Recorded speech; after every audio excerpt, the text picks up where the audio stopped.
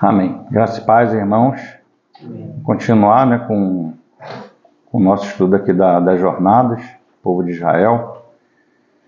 E da vez passada, nós terminamos, depois de mais de um ano aqui estudando a jornada do Sinai, a gente estudou com mais detalhes, do Monte Sinai. E semana passada nós terminamos e hoje nós vamos começar numa outra jornada, Então, vamos começar a remir o tempo, lendo o versículo lá em Números, voltar ao nosso assunto das jornadas, fazendo nosso texto principal, Números 33. Nosso texto base das jornadas, Números 33, 16. Números 33, 16, que fala assim, Partiram do deserto do Sinai e acamparam-se em Quibrote Hataavá. Então, eles partiram do deserto do Sinai e acamparam-se em Quibrote Hataavá. Aleluia. Então, irmãos, graças a Deus, a gente vê que o que o Senhor tinha para trabalhar com o povo ali no Sinai, o Senhor já tinha trabalhado com ele, Então, ali foi essa jornada que passou, foi a jornada que eles ficaram por mais tempo, Foram 11 meses e, se eu não me engano, se não me falha a memória agora, foram 11 meses e 6 dias. Foi a mais longa, E nesse tempo todo aí já tinham mais ou menos uns 2 anos, de peregrinação desde que eles tinham saído de Ramsés, lá do Egito. Fazia mais ou menos uns 2 anos, mais ou menos, de caminhada pelo deserto. E a jornada que os textos, os textos que eles falam dessa jornada que a gente vai estar estudando hoje, ele vai estar em Números, nessa jornada de Quibrote, é um nome hebraico, Que esse nome depois nós vamos ver que o próprio Senhor dá a essa jornada. O próprio Senhor fala que aquele local ali vai se chamar Quibrote Hataavá, E essa porção, que nós vamos estar estudando com relação a essa jornada, a essa estação que eles ficaram ali, ela vai de Números 10, a partir do versículo 11, e ela pega o Números 11, também é o capítulo 10, a partir do versículo 11, e vai até o capítulo 11 quase todo. Só não é quase todo, porque no versículo 11, o último versículo eles já estão saindo, que é o versículo 35, Então vai até o 34, porque o 35 já fala assim, 11:35, Números 11:35. Partindo a arca, Moisés... Não, desculpa. 11:35, eu estou no 10. 11:35. De Quibrote Hataavá partiu o povo para Hazerote e ali ficou. Então, no Números 11:35, eles já estão mudando de jornada, Então, vai o capítulo 11 todo, quase todo, Até o versículo 34 ainda é essa jornada de Quibrote Hataavá. Essa é a 13ª jornada, A gente está na 13ª jornada. E essa jornada, ela vai se dar no deserto de Parã, Então, desde que os israelitas eles saem de Ramsés, do Egito, que eles atravessam o Mar Vermelho, eles entram no deserto de Sim. Então, eles vão descendo ali pelo lado esquerdo ali, do deserto ali, que é o deserto de Sim, e ali é como se fosse um triângulo, Quando eles chegam lá embaixo, na parte de baixo, lá é onde está Sinai. Sinai é o extremo, Chegam lá na parte de baixo, é onde vai acontecer a jornada do Sinai, na parte de baixo. E agora, quando eles saem do Sinai, eles vão começar a subir de novo pelo lado direito, caminho ali da Cisjordânia, caminho do Rio Jordão, que depois no livro de Josué eles vão entrar para a terra prometida ali pelo Rio Jordão, entrando para Israel ali, né? Em Jericó, né? Mais precisamente em Jericó. Então agora eles descem pelo deserto de Sim e agora eles vão começar a subir pelo deserto de Parã. Essa é a primeira jornada no deserto de Parã, que é Quibrote Hatavá.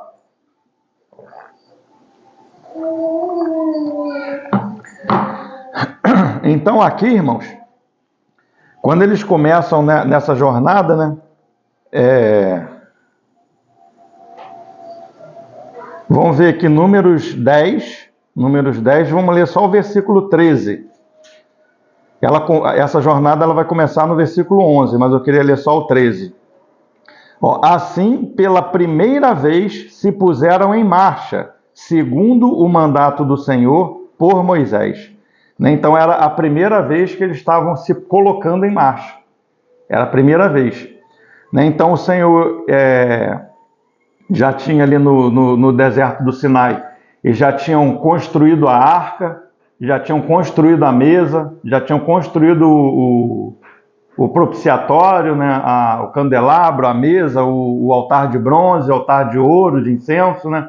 Já tinham construído as tábuas, as cortinas, já tinham estabelecido, consagrado os sacerdotes, já tinham feito as roupas sacerdotais, já tinham montado o tabernáculo, né? Então, e agora eles iam levantar acampamento para prosseguir viagem para a próxima estação. Então, eles já estavam com tudo pronto, já tinham tudo pronto. E agora eles vão colocar a marcha em prática, vão começar a marchar, né? Então, a gente vê aqui que eles já estavam com toda a provisão de Deus, né? Já estavam edificados aqui com tudo que o Senhor tinha colocado para ele. E a gente vê assim que é importante disso, que não na anterior, mas na outra ainda, que é Números, que a gente estudou, Números 1 e 2, em Números 2, a gente vai ver o assunto da bandeira. Números 1 vai estar o assunto da filiação, né? Fazendo o censo dos filhos de Israel, e em Números 2 vai estar falando da bandeira, né? Então eles vão reunir cada um conforme a sua bandeira, né? Então esse capítulo de Números 2, ele é relacionado com 1 Coríntios 12, que fala ali dos dons do Espírito, né? O Senhor deu um Espírito, tem essa função, não é isso? 1 Coríntios 12. Tem essa função pelo mesmo Espírito, e o Senhor colocou cada um no corpo onde Ele quis, né? Pelo seu Espírito. É o Espírito que faz isso. Em Números, ali a alegoria de Números 2 é a mesma alegoria, né? Você vê o Senhor usando ali a alegoria da bandeira do estandarte. Então, o Senhor faz o censo, nomeia todo o povo ali por nome, nominalmente, e ali em Números 2 agora o Espírito ele vai começar, é a organização do Espírito Santo. Ele vai começar a organizar, colocar onde, né? Em 1 Coríntios 2 fala que o Senhor colocou, 1 Coríntios 12, 18, se eu não me engano. Vai falar que o Senhor colocou cada um membro no corpo aonde Ele quis. Então ali em Números 12 você vai ver o Senhor colocando uns para marchar primeiro, tribo de Judá, uns carregando o estandarte, outros acompanhando, outros vão sair em segundo, né? Outros em terceiro, que vai fazer a guarda ali do povo, e por último vem a tribo de Dan com os que estão acompanhando ali Dan, né? Cada um na sua posição, cada um no que o Senhor tem dado para ele, cada um na ordem que o Espírito tem colocado cada um no corpo, né? Naquele sentido ali. E aqui a gente vai começar a ver essa prática, né? Eles vão começar a marchar.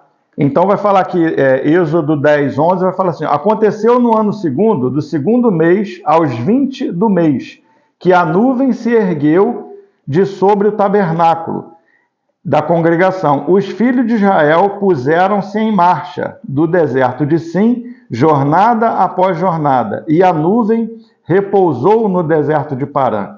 Assim, pela primeira vez, se puseram em marcha segundo o mandato do Senhor. Foi a primeira vez. Então, a nuvem se levantou e eles se colocaram em marcha. Então aqui eles já tinham tudo, né? Já tinham a arca, a mesa, como a gente falou, no propiciatório, o candelabro, o castiçal, as tábuas do tabernáculo, as roupas, vestes sacerdotais, os sacerdotes consagrados. Eles já tinham a nuvem, né? E a coluna de fogo. E aqui o interessante que a gente vai ver aqui no capítulo 10 também, no início, as duas trombetas de prata, né? Então tinha essa questão, já tinham essas duas trombetas de prata. Então essas trombetas de prata, eles tinham que, os filhos de Arão tinham que tocar ela, né? Conforme eles viam a nuvem, tocava, o povo começava a se organizar, desmontar tudo, para levantar o acampamento para prosseguir, né? Então tinha um som para os primeiros se colocarem em marcha, tinha um som da trombeta que era para outra turma, outro som que era para outra turma, tinha som que era para eles irem para a guerra, tinha sons que era para celebração, e quando eles iam fazer as festas, né, cada som diferente eles reconheciam, né? E tinha alguém, um determinado irmão, né, que era da linhagem de Arão, que era responsável por ficar de olho na nuvem e tocar essa trombeta. Nem todo mundo ficava com a trombeta, tinham pessoas certas que tocavam a trombeta, né? E eles saem, né, em marcha com todas essas coisas. Se a gente voltar no Números 9, logo no início aqui, ó, Números 9, falou o Senhor a Moisés no deserto do Sinai, no ano segundo, quer dizer, no segundo ano da sua saída da terra do Egito, no mês primeiro, dizendo, celebrem os filhos de Israel a Páscoa, a seu tempo, no dia 14 desse mês, ao crepúsculo da tarde, e a seu tempo a celebrarei, segundo todos os seus estatutos, e segundo todos os seus ritos, a celebrarei. Né? Então, eles celebram a Páscoa a primeira vez fora do Egito, né? Primeiro eles celebram a Páscoa ali em Êxodo 12, né?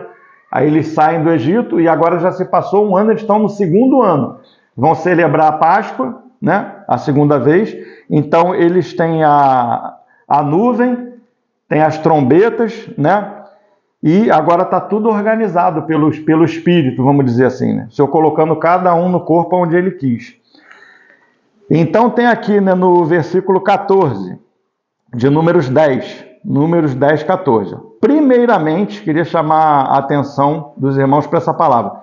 Primeiramente partiu o estandarte do arraial dos filhos de Judá, segundo as suas turmas, e sobre o seu exército estava Naasson, filho de Aminadab. Só até aí.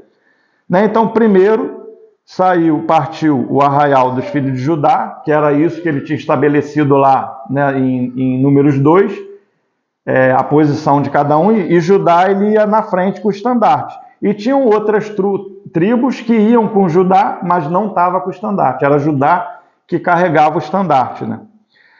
E aqui vai dizer que tinham pessoas sobre o exército, né? Segundo as suas turmas, e sobre o seu exército estava Naasson, filho de Aminadab. Né? Esse sobre aqui não quer dizer que ele era mais importante, ou que é melhor, que ele mandava e desmandava. Mas o sobre aqui é no sentido dele, ele tinha o cuidado dos irmãos. Né? Ele era o irmão que coordenava, era o irmão que estava na frente, na coordenação do serviço, né? Daqueles irmãos ali, daquela tribo ali que estavam com ele. Então, aqueles irmãos ali estavam aos cuidados dele. Ele estava sobre os irmãos, coordenando aquele grupo ali. Né? E isso vai se repetir até o final, não vou ler tudo, né? Depois os irmãos quiserem ler com mais calma. Então, tinha primeiramente, né? No versículo 14, primeiramente ia Judá. No 14, vai estar assim, ó, depois partiu o estandarte do arraial de Ruben. Né? Depois vinha Ruben, com estandarte também, Ruben vinha com estandarte também, e tinham outras tribos, que a gente já comentou lá em Números 2, que vinham com Ruben também, mas não carregavam estandarte, era Ruben que carregava. Isso vai estar em 14 aqui, né? Depois em 22, depois partiu o estandarte do arraial dos filhos de Efraim, segundo as suas turmas, né? que fazia meio ali a guarda. Então tinha a vanguarda, a guarda, e no finalzinho vinha Dan, né? Que é no 25. Ó, então partiu o estandarte do arraial dos filhos de Dan, formando a retaguarda de todo o arraial, segundo as suas turmas, e sobre o seu exército estava Aiezer, filho de Amissadai, né? Então Dan, ele formava a retaguarda, né? Então a gente vê que eles tinham a vanguarda, eles tinham o meio, né? Os irmãos que caminhavam no meio, que era a guarda, e a retaguarda, né? Tudo era designado pelo Senhor mesmo. Tu vê que ninguém tinha estabelecido, não era algo da cabeça de Moisés nem nada, mas era algo que o Senhor tinha estabelecido pelo Espírito. E é assim conosco hoje, né? O Senhor, ele colocou cada um no corpo aonde ele quis, né? E isso aqui é uma lição para a gente hoje, para a gente reconhecer o serviço de cada irmão, né? Por percepção do Senhor, aonde o Senhor tem colocado cada irmão. O Senhor tem estabelecido cada um irmão, né, naquele seu serviço ali, onde o Senhor tem dado graça, né, onde a gente tem visto graça na vida do irmão, né? E é o Senhor que faz essas coisas mesmo pelo Espírito, né? A gente vê que o Senhor, ele vai conduzindo todas as coisas. É a unidade, vamos dizer assim, a unidade orgânica da igreja, né, que acontece pela vida do Senhor, né, introduzida pelo Espírito Santo nos irmãos. Interessante que eu queria chamar a atenção também dos irmãos, que é essa jornada aqui, né, a gente falando disso aqui, a gente retoma também a jornada de Refidim, que eu acredito até que os irmãos não devem se lembrar, mas em Refidim, ela está lá em Êxodo 17, quando o povo ele entra nessa estação, eles têm sede, o povo sente sede, né? Então é nessa estação de Refidim que o Senhor manda Moisés tocar na rocha, que ele estaria sobre a rocha, fere a rocha, né? E da rocha vai jorrar água, né? Essa passagem aí.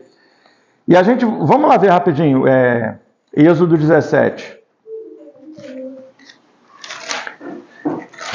Que vai tratar também esse assunto da bandeira, para a gente entender melhor um pouquinho essa questão da bandeira. Entende? A nossa bandeira, ela é o Senhor, né? O Senhor, ele é a nossa bandeira. Não temos outra coisa, né, que seja a nossa bandeira, a não ser o Senhor. O Senhor é a nossa bandeira, né? E aqui, interessante, em Êxodo 17, a gente vai ver uma seguinte frase aqui. Por que eles estavam com sede, né? O Senhor fez eles sentirem sede. A gente vai ver que em Êxodo 17, versículo 7, Êxodo 17, 7, vai falar assim, ó: e chamou o nome daquele lugar Massá e Meribá, que quer dizer, Massá quer dizer prova, Meribá quer dizer briga, ou intriga, né? Tiveram uma discussão, uma intriga ali, por causa da contenda dos filhos de Israel, porque tentaram ao Senhor dizendo: está o Senhor no meio de nós ou não? Né? Então, a contenda deles, que começou com Moisés, né? Eles começaram a contender com Moisés porque estavam com sede. Pediram água para Moisés, não é isso? Sentiram sede? Não, dá-nos água de beber. Eles trouxeram a gente aqui para morrer de sede aqui nesse deserto. No início vai ser assim, né? E o Moisés vai falar com o Senhor vai falar para ele ir até a rocha, ferir a rocha, e a rocha ia jorrar água, não é isso? E essa é a tipologia de Cristo, né, do Espírito Santo jorrando de Cristo. Então eles estavam sedentos aqui por não reconhecer a presença do Senhor, né? Eles não percebiam a presença do Senhor. E às vezes nós estamos nessa situação. Estamos caminhando e não percebemos, achamos que o Senhor não está presente. As coisas estão acontecendo e às vezes o Senhor deixa acontecer isso, né? Mas o Senhor, ele está presente, né? Necessitamos de nos achegar à rocha ferida, né, a Cristo, para por ele, né, jorrar fontes de água viva do Espírito para nós. O Espírito, ele vem na nossa comunhão com o Senhor. Podemos nos encher do Espírito através da nossa comunhão com Cristo, né? Aquele que tiver sede, falou o Senhor lá em João, né, no último dia de festa, quem tem sede, que a gente pode também não estar com sede. Quanto mais sede temos, mais o Senhor nos enche do Espírito. Mais buscamos na fonte, que é o Senhor, a rocha ferida, né? E ele fala, aquele que tem sede, vem a mim, e do seu interior fluirão rios de água viva. Falando do Espírito Santo, né? Então o Senhor, ele é a fonte do Espírito. Então eles, por não ter percepção da presença de Cristo, eles estavam com sede. Esse é o assunto de Refidim, né? E agora a gente vê que é interessante Refidim. Quando eles bebem água, que da rocha jorra água, logo a seguir disso vai acontecer o capítulo de Moisés mandando Josué ir para a guerra. Então Josué vai na frente para a guerra e Moisés vai ficar intercedendo, não é isso? Moisés levanta as mãos intercedendo e vai ficar ali Arão, acho, e se eu não me engano, Ur, o nome do outro moço? É Ur? Arão vão ficar, um levanta quando ele não é isso? Vamos ver se eu acho aqui, está logo aqui em cima aqui.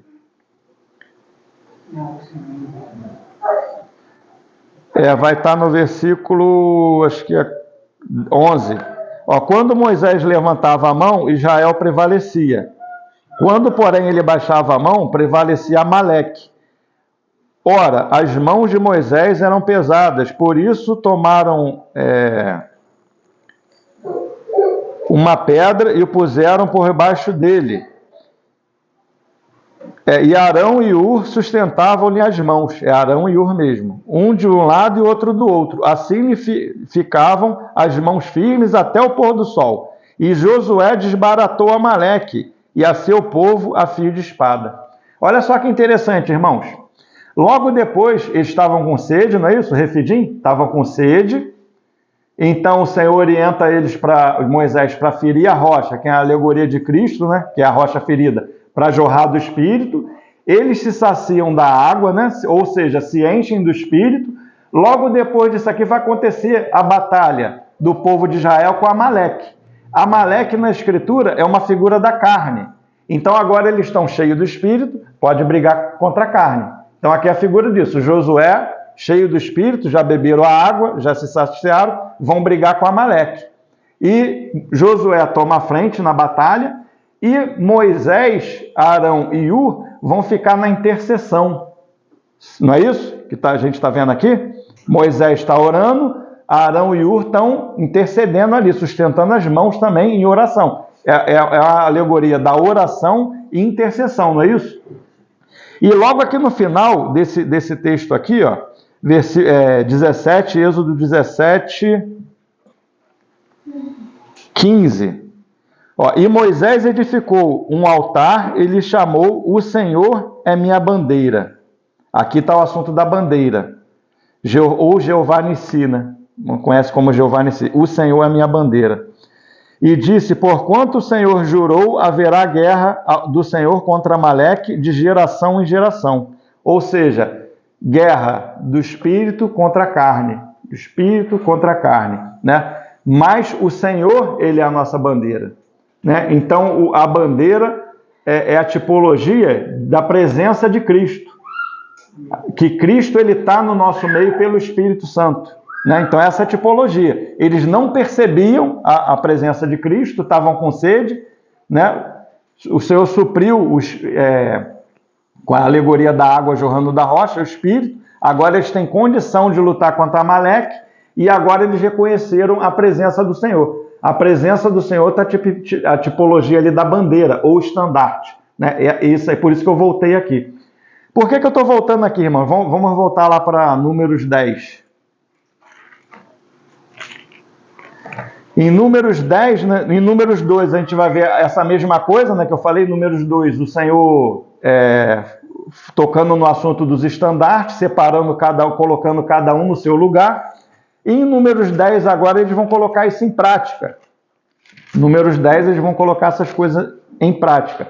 Então, primeiramente, no versículo 14, né, partiu o estandarte arraial dos filhos de Judá, né? Então, a gente vê que o Espírito, ele estava na frente com Judá, né? A bandeira está lá, significa que a presença do Senhor estava ali na frente, na vanguarda. No meio, a gente vê que também os irmãos que caminhavam no meio, na guarda, também seguravam o estandarte, E Dan, lá no final, que fazia parte da retaguarda, eles também estão com o estandarte, que é a tipologia da presença do Senhor, né, de estar com o Espírito Santo ali. Então, a tipologia aqui, irmãos, que não quer dizer que quem vai na frente tem que estar no Espírito e quem está vindo na retaguarda ou na vanguarda não tem o Espírito. O Espírito ele está na frente, o Espírito ele está no meio e o Espírito ele está atrás. Entende? O Espírito está em todo o corpo. O óleo ele desce por todo o corpo. Ele está conduzindo todas as coisas. E a tipologia aqui que os que vão na frente são aqueles que abrem as brechas, né? São aqueles que abrem as portas para o Senhor, né? Ou seja, abre uma porta, o irmão que evangeliza, né? Então, isso aqui é a vanguarda, né? Os irmãos que estão indo na frente. Então, são aqueles irmãos que vão desbravando os locais, né? A localidade. E aí depois no meio está a guarda e no final a vanguarda. A guarda que está no meio é aqueles irmãos que eles não vão na frente, mas eles estão, vamos dizer, mais ou menos a posição que Moisés, Arão e Hur se colocaram lá na batalha de Josué. Josué foi na frente e Moisés, Arão e Hur ficaram na guarda. Então, enquanto tem irmãos que estão indo na frente, tem irmãos que estão na guarda, estão na oração. Essa é a função da guarda. Os irmãos estão orando, estão intercedendo, né? Os irmãos guardam também, ofertando também, né? Não que seja uma função só da guarda, de todo o corpo, né? Então tem irmão, às vezes, que está sustentando os irmãos que estão indo, né? Financeiramente, estão ofertando, ou estão em oração, né? Essa é a função. Josué estava na batalha, e Moisés, Arão e Hur estavam intercedendo, estavam na guarda, guardando os irmãos, em oração, né? Eu me lembro também de uma passagem que acho que Davi, quando ele vai para a guerra, tem um grupo de soldados que eles ficam com a bagagem. Esses irmãos se lembram dessa passagem? E Davi, né, uma parte do exército segue para a batalha e aqueles irmãos ficam guardando a bagagem ali. Depois volta, o Davi volta, né, com... Eu acho que é quando tinham sequestrado as mulheres deles e saqueado a cidade, eles não estavam na cidade, uma situação mais ou menos assim. Então essa guarda, às vezes você não vai para a batalha, mas você fica com as bagagens, né? Então essa situação, você fica cobrindo outras partes do corpo, né? Outros serviços no corpo, né? Então esse é o serviço da guarda. Irmãos que vão na frente, e o serviço da guarda, e o serviço da retaguarda. O serviço da retaguarda é aqueles irmãos que estão chegando por último, né? Na guarda a gente diz assim, os irmãos que costuram a rede, né? Os irmãos que estão seguindo na frente, muitas das vezes, né, vai chegar irmão ferido lá atrás, então os irmãos vão cuidar desses irmãos, né, dos que estão feridos. Os irmãos que estão cansados vão ficando para trás, então tem uma guarda ali atrás para sustentar os irmãos, né, ver os irmãos que estão cansados, sobrecarregados, né, cuidando desses irmãos que estão cansados. Então existe um serviço ali na vanguarda, né, na retaguarda, quer dizer. Né, então tu vê que o serviço vem da frente até da vanguarda, né, no meio e na retaguarda. Outra coisa também, os irmãos que vêm na frente, diz que os gersonitas, né, a gente vai ver aqui e os meraritas. Deixa eu ver aqui, no versículo, no 10, 17. Então desarmaram o tabernáculo os filhos de Gerson e os filhos de Merari. Partiram levando o tabernáculo. Né? Então a gente vê que o gersonita e os meraritas, eles iam mais na frente um pouco e eles cuidavam das coisas mais superficiais, né? Que eram coisas do tabernáculo, que vai falar do átrio e do lugar santo, né? Depois a gente vai ver aqui também, no versículo 21, então partiam, depois dos meraritas, no versículo 21, então partiam os coatitas, levando as coisas santas, e erigia-se o tabernáculo até que esses chegassem. Entende? Então, os coatitas depois, eles vinham depois dos gersonitas, dos meranitas, dos meraritas, eles vinham com as coisas santas. Ou seja, eles vinham para aprofundar com as coisas mais interior, né? As coisas mais profundas de Deus. Então, às vezes acontece assim, né? O evangelismo, né? Os irmãos vêm com coisas mais superficiais, mais rasas, né? E depois vem os outros irmãos alicerçando os irmãos, fazendo os irmãos criar raiz, amadurecer, crescer, né? Vem um ensino mais forte depois, né? Então, a gente vê também aqui esses princípios, né? E aqui a gente vai ver uma normalidade nesse capítulo 10, né? Aqui está tudo numa normalidade. Está cada um no seu lugar, os que tinham que ir na vanguarda estão na vanguarda, os que tinham que ir na guarda estão na guarda, no meio, os que tinham que ir na retaguarda estão na retaguarda. E agora a gente vai ver aqui acontecendo algumas coisas, né? No 31, vamos ver aqui no versículo 31. Tomou-lhe Moisés, ora, não nos deixes, porque tu sabes que devemos acamparmos no deserto, e nos servirá de guia. Se vieres conosco, far-te-emos o mesmo bem que o Senhor a nós nos fizer.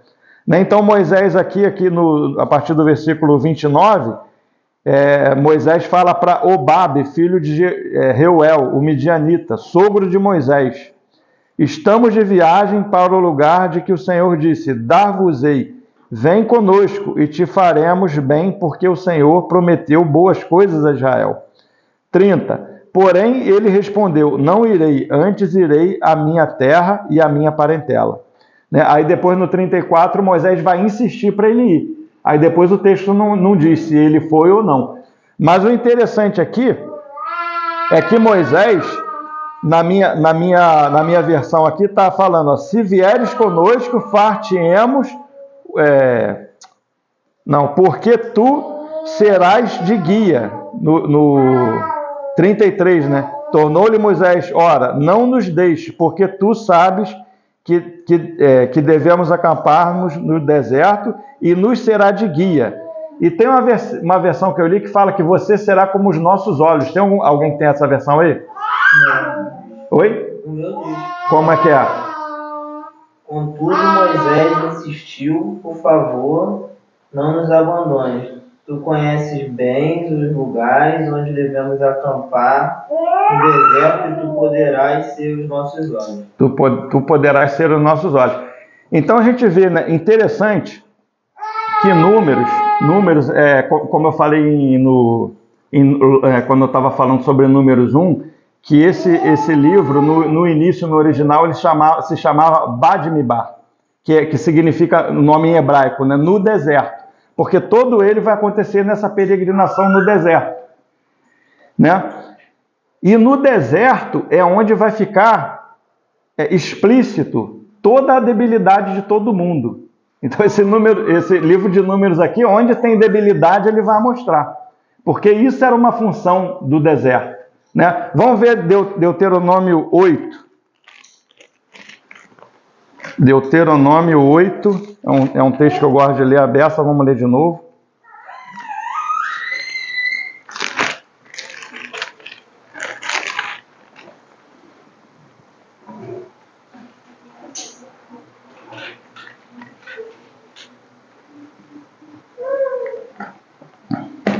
A partir do 1. Cuidareis de cumprir todos os mandamentos que hoje vos ordeno, para que vivais e vos multipliqueis, e entreis e possuais a terra que o Senhor prometeu sobre juramento a vossos pais. 2, olha agora o 2. Recordar-te-ás de todo o caminho pelo qual o Senhor te deu, te guiou no deserto, esses 40 anos, para te humilhar, para te provar e para saber o que estava no teu coração, se guardarias ou não os seus mandamentos. Então o propósito do deserto é esse, é te humilhar, te provar e você saber o que está no teu coração, porque o Senhor sabe, né? Mas o povo não sabe. Então nesse livro, o Senhor ele expõe as coisas que estão no coração de cada um, né? Esse é um dos propósitos do deserto, né? Então, em Números, a gente vai ver muito isso, o coração do povo ele sendo exposto, né? E aqui Moisés fica exposto aqui, né? Que ele não estava confiando na direção do Senhor. Essa é a primeira vacilada de Moisés, né? Ele pede o sogro dele para o sogro dele ser os olhos dele, né? Você será o nosso guia, na minha versão, né? Em outra versão, você será os nossos olhos. Mas, pela misericórdia do Senhor, né? A gente vai ver aqui no versículo 33, o Senhor toma a frente, né? Vai dizer, ó, partiu, pois, do monte do Senhor a caminho de 3 dias, e a arca da aliança do Senhor ia adiante dele. Então, a arca ia adiante. Não foi o sogro de Moisés que foi como olhos dele. Então, a gente vê aqui que o Senhor teve misericórdia, tomou a frente, e a arca foi na frente. Não foi o sogro de Moisés que foi como olhos dele. Se ele foi ou não, ninguém sabe, que a Bíblia não fala. Mas a arca foi na frente. Graças a Deus por isso, né? E vamos continuar aqui agora no 34, Números 10, 34. A nuvem do Senhor pairava sobre eles de dia, quando partiam do arraial. A nuvem do Senhor pairava sobre eles de dia, quando partiam do arraial. Partindo a arca, Moisés dizia, levanta-te, Senhor, e dissipados sejam os teus inimigos, e fujam diante de ti os que te odeiam. E quando pousava, dizia, volta, ó Senhor, para os milhares de Israel. Né? Interessante aqui, né? Então, isso aqui é o versículo 35 e 36. Né? Queria chamar a atenção dos irmãos aqui, nesse versículo 35 e 36, que, em primeiro lugar, a arca partia. Primeiro a arca ia. Depois, Moisés falava. Né? Primeiro a partia, depois Moisés dizia. Primeiro ela partia.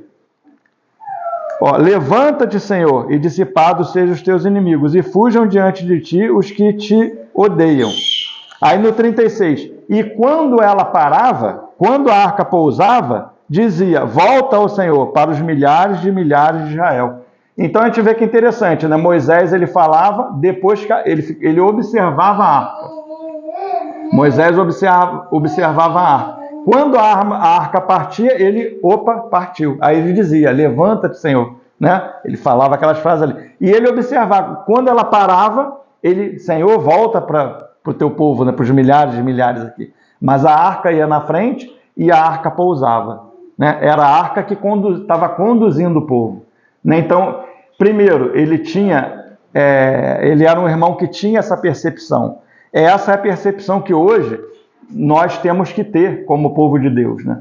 De ter percepção da arca. Lógico que nem todo irmão tem essa percepção, né? Então tem irmãos que têm essa percepção, que vê que a arca está se movendo e agora esse irmão vai conduzir os irmãos, né, segundo o que ele está vendo. A arca moveu, vamos se mover. E isso era um sinal. Moisés via a arca se mover, né? O outro sinal era a nuvem, que também, já toquei aqui, tinha a questão das 2 trombetas de prata. Também as trombetas de prata não ficavam com todo irmão, tinham irmãos específicos que ficavam com aquela trombeta e eles tinham a percepção da nuvem e da coluna de fogo. Quando a nuvem levantava, eles tocavam a trombeta, tinha um som próprio, né, para desmontar o arraial, cada coisa tinha um som adequado. E quando a nuvem parava também, eles tocavam. Para ir para a guerra era um tipo de som, né? Para adoração, para as festas era um outro tipo de som. Cada coisa que eles iam fazer tinha um suar da trombeta diferente, um sonido diferente, né, da trombeta. Né? Então, a gente vê que é essa percepção, né? Os irmãos, né, que têm a função de liderança, ter a percepção de ver quando a arca se movimenta, quando a nuvem sobe, quando a nuvem para, quando tem que avançar, quando tem que parar, né? E é o Senhor, pelo Espírito, que conduz todas essas coisas. Sensibilidade espiritual. Né? Por isso que o ministério, que é a barba, a tipologia, está ligado à cabeça. Né? Tem que ter intimidade com o Senhor. né? Porque quando isso não é observado, duas coisas acontecem, né? Uma das coisas, não tem crescimento, ou seja, não tem avanço, os irmãos não avançam, ficam parados, estagnados, e o outro erro que pode acontecer também é haver um crescimento para o lado errado, que não é para onde o Senhor está conduzindo. Que vamos dizer assim, a arca não se moveu, aí eu pego a arca, boto no meu ombro e vamos por aqui. Mas não é o Senhor, não é a arca que está se movendo, sou eu que estou me movendo. Entende? Não foi a arca que se moveu primeiro, é nesse ponto que eu quero chegar. Primeiro Moisés tinha a sensibilidade espiritual da comunhão que ele tinha com o Senhor, de ver que a arca se moveu. E agora vamos conduzir o povo para se mover também. A mesma coisa os sacerdotes que ficavam com a trombeta. Tinham a percepção, a comunhão com o Senhor, com o Espírito, né, para perceber que a nuvem levantava ou que ela baixava. Né? Isso a gente vai ver a gente não vai ler que não vai dar tempo, em Números 9 mesmo, vai estar essa questão, quando a nuvem levantava, eles levantavam, quando a nuvem partia, eles partiam, quando a nuvem ficava 2 dias no lugar, eles ficavam ali 2 dias, quando a nuvem não partia, eles não partiam, ficavam ali, né? Era segundo o movimento das nuvens. Mas todo mundo tinha percepção da nuvem? Não. Tinha aqueles irmãos que ficavam com as trombetas de prata para tocar a trombeta, né? Para alarmar os irmãos. Dá o sol, olha, está na hora, é isso. Vamos lá, o Senhor está se movendo, a arca está movendo, né? Então a gente vai ver isso em Números 9, Números 10 vai ter a questão das trombetas, né?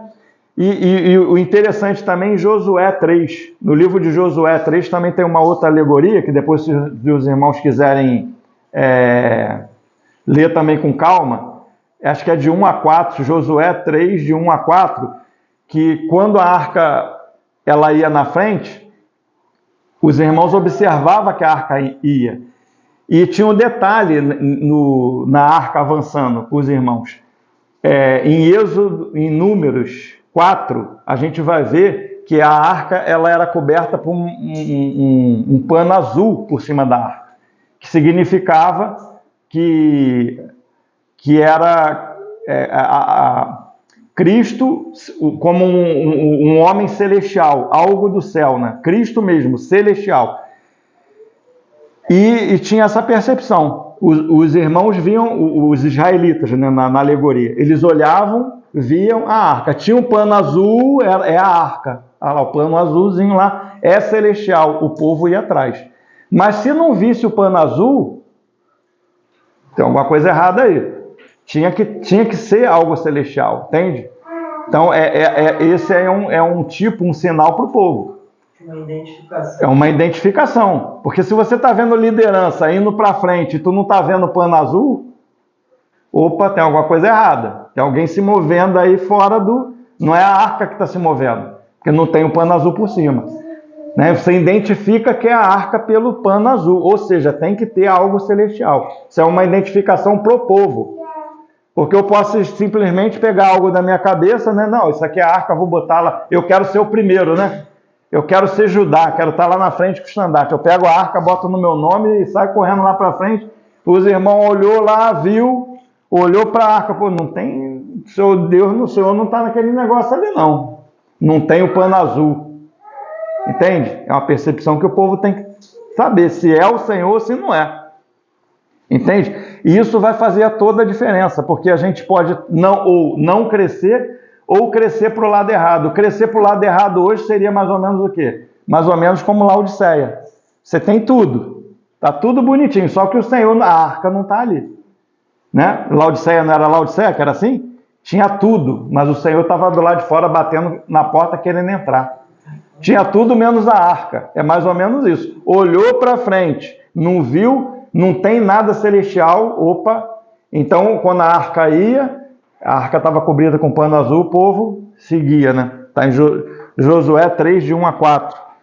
Né? Então, agora a gente vai entrar, irmão, no 11. Até aqui está perfeição, tudo bonito, maravilha. A partir do capítulo 11, agora vai começar os problemas.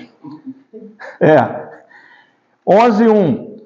Queixou-se o povo de sua sorte aos ouvidos do Senhor. Ouvindo o Senhor, acendeu-se-lhe a ira E fogo do Senhor ardeu entre eles, e consumiu a extremidade do arraial. Então o povo clamou a Moisés, e orando ao Senhor, o fogo se apagou, pelo que chamou aquele lugar Taberá, porque o fogo do Senhor se acendera entre eles. Então aqui começou já o problema. Qual era o problema? O povo começou a se queixar, né? E interessante aqui, ó, que vai falar, ardeu, e a ira do fogo do Senhor ardeu entre eles e consumiu a extremidade do arraial, né? Quando fala extremidade aqui, é uma das pontas, né? Então os irmãos, tanto o irmão Dino, né, que a gente está seguindo o estudo dele, quanto o irmão Macintosh, eles, segundo a interpretação desse, essa extremidade é lá no final, é Dan. É lá no Dan, que era a retaguarda, né? Dan era a retaguarda. Então os irmãos interpretam que essa extremidade não é Judá, é lá na frente, é na retaguarda, né? Então isso aconteceu lá, a ira do Senhor se acendeu e o Senhor aplicou logo o juízo neles ali. Por que, irmãos, que está acontecendo isso aqui? Queixou-se, 11:1, queixou-se o povo de sua sorte aos ouvidos do Senhor. Primeiro a gente acha que o Senhor ouve as nossas orações, mas não ouve as nossas queixas. Então a gente vê aqui que o Senhor está com os ouvidos atentos até as nossas queixas, né? O Senhor está escutando todas as coisas. E aqui a queixa deles, irmãos, que a gente vê aqui que era Judá, né? Judá, que era a retaguarda. Primeiro, ele era o último, né? Mas era onde o Senhor tinha colocado ele.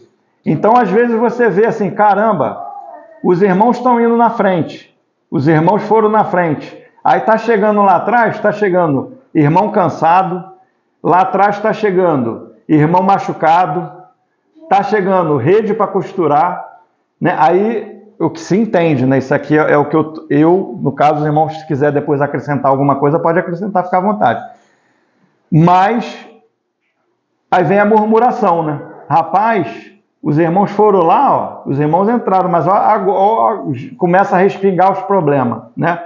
Então o Senhor levanta também irmãos para estar cuidando, para estar costurando rede, né? Para estar cuidando dos que estão cansados, dos que estão ficando para trás, né? Que estão guardando ali na retaguarda a igreja, os irmãos que estão ali naquele sentido, né? Então são irmãos que estão cheios do Espírito, não tem o estandarte ali para o irmão fazer esse serviço, né? E tem a tendência, né? Os irmãos às vezes vai na frente e as coisas vão acontecendo. É uma guerra. A gente quer, né? Todo mundo quer que chegue no final da batalha dos irmãos que estão indo para frente, que chegue uma maravilha lá atrás, né? Mas vai ter irmão ferido, irmão cansado, irmão sobrecarregado, rede partida, e tem que ter alguém para costurar essa rede, para cuidar de irmão cansado, fortalecer, né, os irmãos que estão cansados, animar os irmãos, exortar os irmãos, dar ânimo, né? E curar a ferida, pastorear, né? Então teve esse problema aqui. Mas um dos problemas aqui era não reconhecer que o Senhor tinha colocado ele ali para isso, né? Então a gente vai ver no início lá do capítulo 10 todinho uma ordem do Espírito, Agora você vê aqui a retaguarda não reconhecendo essa ordem do Senhor. Eles começam agora a sair dessa ordem do que o Senhor tinha ordenado, né? Vamos continuar. 11:4. E o populacho que estava no meio deles veio a ter grande desejo das comidas dos egípcios, pelo que os filhos de Israel tornaram a chorar e também disseram: quem nos dará carne a comer? Lembramo-nos dos peixes que no Egito comíamos de graça, dos pepinos, dos melões, dos alhos silvestres, das cebolas e dos alhos. Agora, porém, 6. Agora, porém, seca-se a nossa alma, e nenhuma coisa vemos senão esse maná. 7. Era o maná como semente de coentro, e a sua aparência semelhante ao bidélio. Espalhava-se o povo e o colhia, e em moinhos o moía, e num grau o pisava, e em panelas o cozia. Dele fazia bolos, o seu sabor era como bolos amassados como azeite. Quando de noite descia o orvalho sobre o arraial, sobre estes também caía o maná. Né? Agora vem que interessante, né? Agora eu falo aqui do populacho que estava no meio do povo, né? Que quando o povo sai do Egito, sai o povo de Israel, e esse populacho aqui são pessoas que saíram do Egito também, que não estavam debaixo do sangue. Ou seja, estava no meio do povo, mas ainda não era convertido. Né? Então o povo, quando sacrificou o cordeiro, passaram o sangue nas vergas das portas, não é isso? E foram para dentro das casas para se constituir do cordeiro, comer o cordeiro. Mas quando o povo saiu do Egito, não era só o povo de Israel que estava escravo ali. Né? Tinham outros sírios, outros povos misturados ali. Diz que até egípcio, teve até egípcio mesmo que saiu junto com o povo. Os irmãos que já li isso em algum lugar. Então esse misto de gente aqui, que vai acompanhando o povo ali. Pessoas que estão no meio do povo, mas não estavam debaixo do sangue ainda. Ou seja, não eram convertidos ainda. Sente saudade da comida do Egito, né? Dos peixes, daquelas coisas ali. E o povo, os israelitas entram também na mesma coisa. Ah, que saudade da comida do Egito aqui, ó. E eles vão falar, né, no 7, no 6. Ó, e agora, porém, ó, seca-se a nossa alma, e nenhuma coisa há senão este maná. Né? Aqui o problema aqui é que eles começam a desprezar o maná e começam a sentir saudade das comidas do Egito. Né? E o problema aqui é que ele fala, ó, seca-se a nossa alma. Então agora, o maná não estava sendo mais suficiente para eles para satisfazer a alma. Né? A gente fala muito da salvação da alma, né? Agora eles já tinham perdido, né, o gosto pelo maná, a satisfação pelo Senhor como alimento, né, da alma, se satisfazer, ter alegria no Senhor, né, ter satisfação, contentamento no Senhor. Então agora eles estavam buscando, como tipo assim, agora para satisfazer a minha alma, eu preciso desfrutar de coisas do Egito, coisas da velha vida, para você buscar contentamento, que o Senhor agora ele não é mais suficiente. Essa aqui é a tipologia aqui. A gente vê que em Êxodo 16, eles pedem codornize lá também. Em Êxodo, acho que é Êxodo 16, se não me engano. Se não é por ali. Eu acho que é 16 ou 17, um negócio assim. Só que naquele episódio ali, que eles pedem codornizes antes, eles tinham uma estatura diante do Senhor, né? E ali eles estavam começando, né, na caminhada deles. E o Senhor ali permite. O Senhor manda codornizes e eles comem as codornizes, né? Então ali eles têm uma estatura, o Senhor está permitindo. Mas aqui eles já estão com uma outra estatura. A arca já está pronta, o tabernáculo já está pronto, já existe sacerdote consagrado, né? Já estão se alimentando do maná, já tem um exército formado e agora eles estão tendo insatisfação pelo maná e estão desejando satisfazer a alma deles com coisas da velha vida, do Egito, né? E vai ter esse episódio aqui. Logo depois desse episódio aqui, irmãos, a gente vai ver uma outra debilidade de Moisés. Depois a gente vai voltar para esse assunto do maná e vamos estar terminando, né? A outra debilidade de Moisés agora, logo depois desse episódio do maná, do povo querer satisfazer a alma com as coisas do Egito, né? Ter satisfação na velha vida. Mais ou menos essa é a alegoria. Prazer nas coisas do mundo, do que se fazia antigamente, né? Então agora Moisés, né, a partir de Números 11, 10. Então Moisés ouviu chorar o povo por famílias, cada um à porta da sua tenda. E a ira do Senhor grandemente se acendeu, e pareceu mal aos olhos de Moisés. Disse Moisés ao Senhor: por que fizeste mal a teu servo? E por que não achei favor aos teus olhos, visto que puseste sobre mim a carga de todo este povo? Concebi eu, porventura, todo este povo? Dei-lhe eu a luz, para que me digas, leva-o ao teu colo, como a ama leva a criança que mama, e a terra que sob juramento prometeste a seus pais? Né? Então agora Moisés ele começa a se queixar para Deus, né? De carregar a carga do povo, né? Moisés começa a se queixar. Então essa daqui vai, como eu falei antes, né? Badmibar, né? No deserto é onde as nossas debilidades elas ficam expostas, né? O Senhor já tinha mostrado a primeira debilidade de Moisés, começa a aparecer a segunda debilidade de Moisés aqui. Então Moisés agora não estava confiando que o Senhor ia conduzir todo aquele povo ali pelo Espírito. Então Moisés agora, por que ele se queixa aqui? Ele estava confiando nele mesmo. Eu vou levar todo esse povo? Ele não estava pensando no Espírito do Senhor conduzindo todas as coisas. No Senhor conduzindo todas essas coisas, entendeu? Então ele se queixa, porque ele estava achando que ele mesmo quer levar. Estava colocando o peso sobre ele mesmo, né? Vamos ver Zacarias. Zacarias 4:6.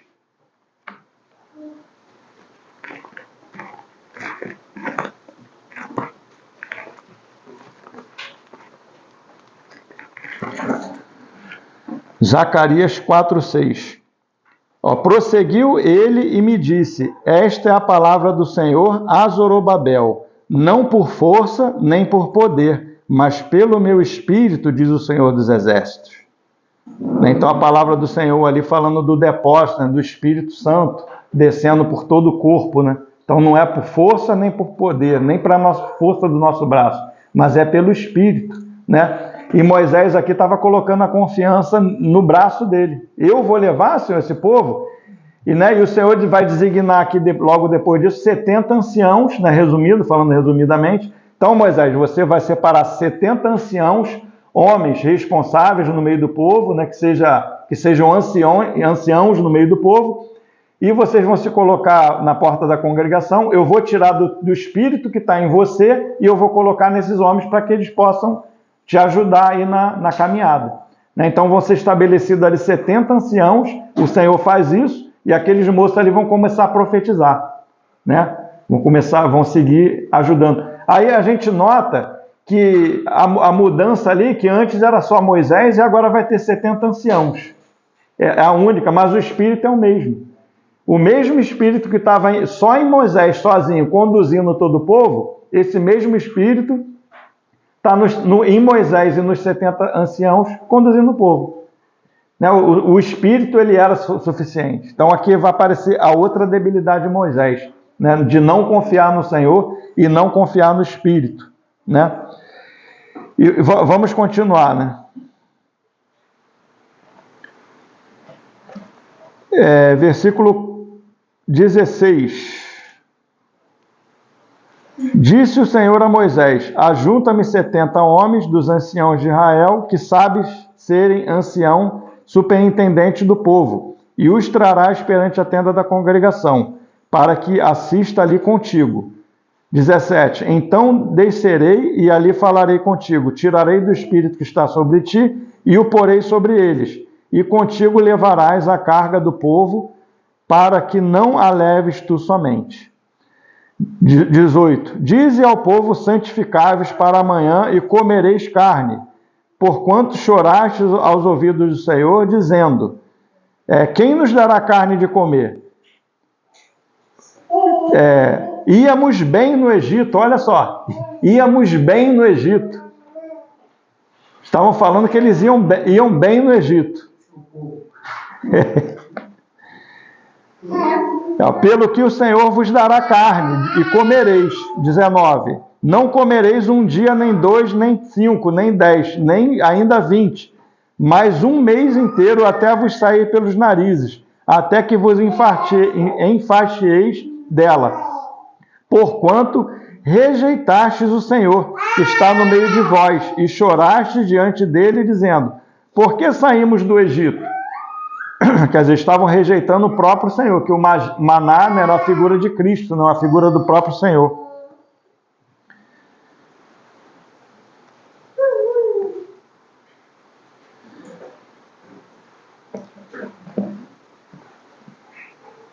Respondeu Moisés, 21, 600 mil homens, olha só a quantidade, só dos homens, né, que se contava os homens, só homens fora as mulheres e as crianças, se contava só os homens naquela época, de pé, e este povo no meio do qual estou, e tu disseste, dar-lhe-eis carne, e a comerão um mês inteiro, aqui Moisés murmurando de novo, né?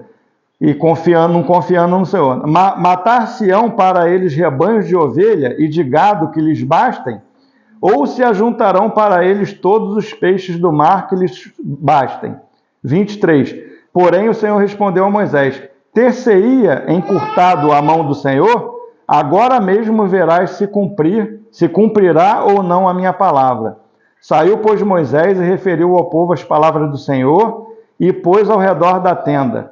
Então o Senhor desceu na nuvem e lhe falou, e tirando do espírito que estava sobre ele, o pôs sobre aqueles 70 anciãos. Quando o espírito repousou sobre eles, profetizavam, mas depois nunca mais. Né? Aqui na minha versão diz que eles profetizavam, mas depois nunca mais. A Reina Valera diz, na tradução da Reina Valera, que é a que eu estava estudando, né, estudo do irmão Dino, diz que eles nunca mais pararam de profetizar. É o contrário, né? Diz que eles receberam o Espírito e nunca mais pararam de profetizar. O sentido é esse. Mas na minha diz que eles profetizaram e depois pararam, nunca mais profetizaram. Todas as versões que eu procurei, que eu tenho em casa, tá da mesma forma. Diz que eles nunca mais... Tem alguém aqui, alguma outra versão que diz que eles... A do Lucas. Não. A dona Reina Valera? Não. É King James. A King James também, eu tenho em casa também. Diz. Nunca mais. Mas a Reina Valera, ela é traduzida assim. Mas, irmãos, a diferença está no Espírito, entende? Se eles continuaram recebendo o Espírito, continuaram profetizando. Se não buscaram mais o Espírito, realmente nunca mais profetizaram. A diferença aqui não é se eles continuaram profetizando ou não, a diferença que vai fazer é o Espírito na vida deles, né? A gente, pela nossa versão, eles pararam de profetizar, né? Pela Reina Valera diz que eles continuaram profetizando. A versão que é melhor, a versão Reina Valera. É a única que traduz assim.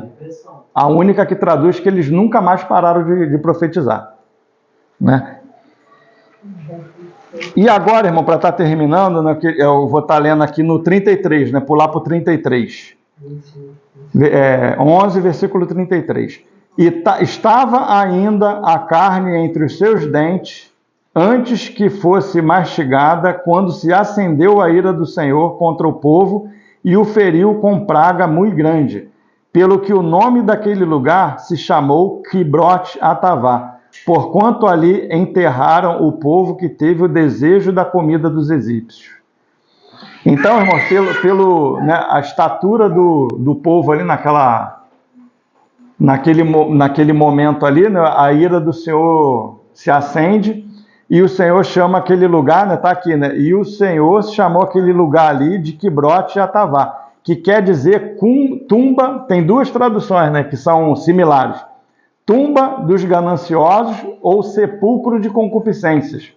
Eu disse sepulcro dos cobiçosos. Sepulcro dos... mesma coisa. Tumba de concupiscência ou sepulcro dos cobiçosos, né? Então, a tipologia, né, dessa jornada, o resumo dela, né, é que quando o Senhor ele tem um mover no povo, no seu exército, pelo Espírito, né? O Senhor tem esse mover pelo seu Espírito. Quando o povo está caminhando no que o Senhor ordena, né? Observando a arca, o movimento da arca, ouvindo com os ouvidos atentos a trombeta, né? Observando a nuvem e a coluna de fogo, tudo vai bem. O povo está indo pelo Espírito. Mas quando o povo ele sai do mandato do Senhor, né, de se alimentar do Senhor, de receber do Espírito Santo, da comunhão com o Senhor, e começa a querer colocar outras coisas no lugar do Senhor, para a satisfação da alma, né, as coisas começam a gerar morte. Né? Por isso que o nome dessa jornada, né, é Kibroth Hatavá, ou tumba dos gananciosos, ou tumba de concupiscências. Porque eles começam a caminhar na carne, né? Sem observar as coisas do Espírito, a vontade do Senhor, né? E gera a morte. Né? O Senhor permite que eles comem a carne, né? Que eles queriam voltar para as coisas do Egito, e o Senhor aplica o juízo. Vai ter um juízo, porque agora eles já estão saindo aqui como um exército. Não são mais agora aquele bando de escravos que saiu do Egito. Né? Então já tem uma estatura diante do Senhor. Então o Senhor agora, acontecendo aquilo de novo, vem o juízo de Deus. Né? Amém, irmãos? Vou ficar por aqui, deixar os irmãos se expressar